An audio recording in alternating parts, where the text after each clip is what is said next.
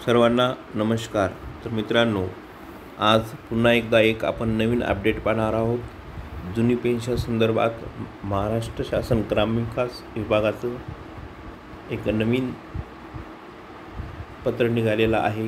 प्रति सर्व मुख्य कार्यकारी अधिकारी जिल्हा परिषद सर्व विषय आहे 1 नोव्हेंबर 2005 पूर्वी पदभरती जाहिरात अधिसूचना निर्गमित झालेल्या प्रकरणी शासन सेवेत दिनांक 1 नोव्हेंबर 2005 रोजी किंवा त्यानंतर रुजू झालेल्या कर्मचाऱ्यांना जुनी निवृत्ती वेतन योजना लागू करण्याबाबत, तर हे दिनांक 6 ऑगस्ट 2024 पत्र आहे।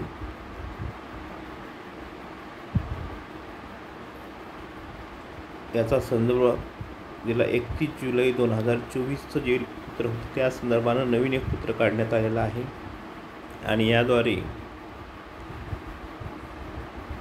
उपरोक्त संदर्भी पत्रान्वये वित्त विभागाकडील 2/2/2024 रोजीच्या शासन निर्णयान्वये 1 नोव्हेंबर 2005 पूर्वी पदभरती जाहिरात अधिसूचना निर्गमित झालेल्या प्रकरणी शासन सेवेत 1 नोव्हेंबर 2005 रोजी किंवा त्यानंतर रुजू झालेल्या शासकीय अधिकारी कर्मचारी यांना केंद्र शासनाच्या धर्तीवर जुनी पेन्शन वेतन योजना लागू करण्यासाठी एक वेळ पर्याय देण्यात आलेला आहे आणि त्यासाठी वित्त विभागाने जिल्हा परिषदेतील कर्मचाऱ्यांना जुनी पेन्शन वेतन योजना लागू करण्यासाठी एक वेळ पर्याय देण्याचा निर्णय घेण्यासाठी या प्रकरणी किती कर्मचाऱ्यांना त्याचा लाभ होणार आहे व त्यासाठी शासनावर येणारा आर्थिक भार किती असेल या संदर्भात माहिती मागवण्यात आलेली आहे।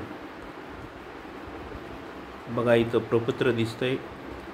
जिल्हा परिषदेतील कर्मचारी संख्या, अंदाजित आर्थिक खर्च रुपये लाखात, शिक्षक संवर्गातील कर्मचारी आणि जीपमधील इतर संवर्गातील कर्मचारी अशी 2 कॅटेगरीमध्ये माहिती मागवण्यात आलेली शासनाकडून। यावरून आपल्याला असं दिसते की जुनी पेन्शन संदर्भात शासन स्तरावर महत्त्वाच्या घडामोडी होत आहेत आणि त्या संदर्भात निर्णय घेण्याच्या संदर्भातली पूर्वतयारी शासनाकडून केली जात आहे असं आपल्याला यावरून दिसतं।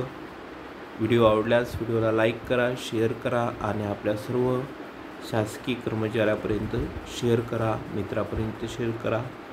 अशाच एका नवीन जुनी पेन्शनच्या संदर्भातील अपडेटसोबत पुन्हा भेटूया। धन्यवाद।